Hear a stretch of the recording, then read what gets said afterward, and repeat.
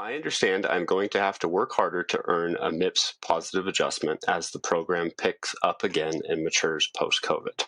Do you have any advice for us? Charlene, you're absolutely right. MIPS is getting harder. Earning the full 30 points in quality is becoming more important to achieve adjustments in the positive range. It's certainly achievable, but it is hard. Now, the score you need for each measure is published in advance. It's based on national scores from 2 years prior to the current performance year. So the required performance to get to a specific score is knowable, but it's not necessarily easy. It will take a coordinated effort of your whole practice to achieve optimum results. You need to plan the care of your patients. Planning care is important around all aspects of care and is particularly important around your target measures. You need to know who in your practice will be asking the questions, taking the measurements, and/or exploring the record to determine that the care is needed. You need to record those indicators in a standard place in the electronic chart that is electronically recoverable in order to measure your performance.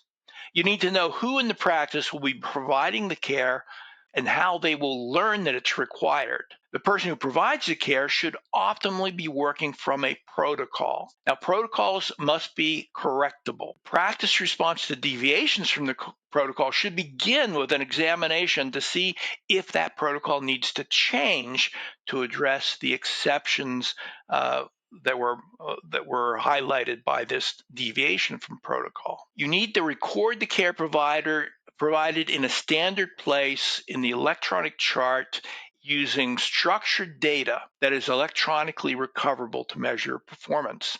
And you need to measure regularly, rethink and rewrite your protocols, reassign and retrain your people, and build or correct EHR documentation templates as indicated. Now, as you struggle with periodic adjustments to your quality reporting infrastructure, always look for choices to keep your quality reporting scalable, flexible, and affordable. As for scalable, you'll need to add measures, either more measures for the same program or new additional programs that require different measures. As for flexibility, you'll need to change measures as old measures top out, as new medical evidence renders current measures obsolete, or new health priorities require new focus to your measures. As for affordability, you need a single infrastructure that can be configured for any conceivable measure. You should never jury rig a measurement infrastructure for a specific measure.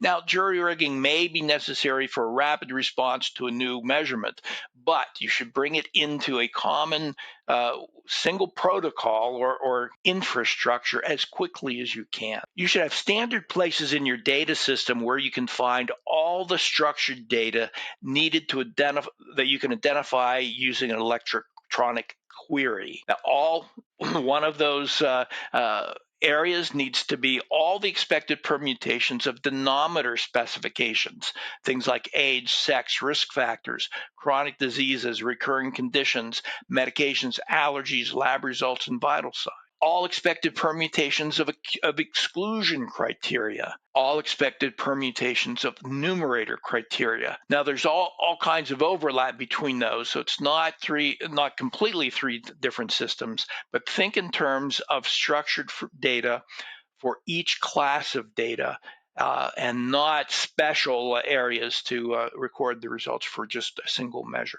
Clinical and documentation workflows should make sense even beyond the context of quality reporting.